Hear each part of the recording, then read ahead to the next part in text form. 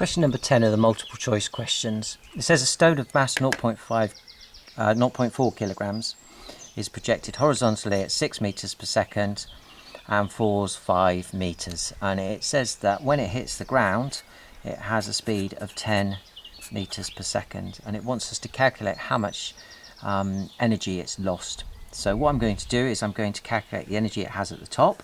So the energy it has at the top will be the kinetic energy, which is a half mv squared, which is going to be a half.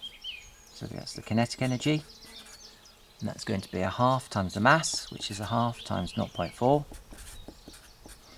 times 6 squared, which is 0.2 times 36. I'll do that on the calculator. 0.2 times, this gives me 7.2 joules. So the kinetic energy is 7.2 joules.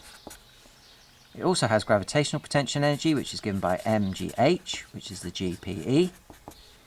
So in this case, it's the mass, 0.4 times 9.81 times the height, which is 5. So let's work that out.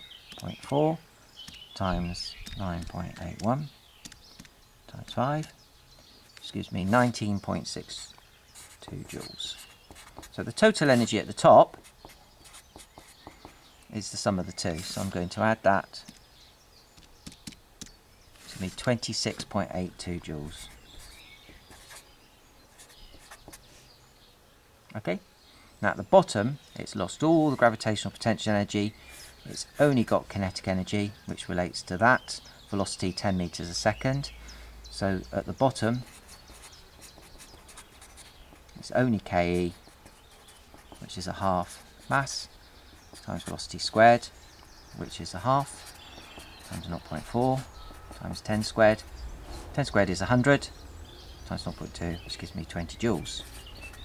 So the difference between the two is what it's lost, which 26.82 minus 20, which is going to be 6.82 joules, or 6.8 joules.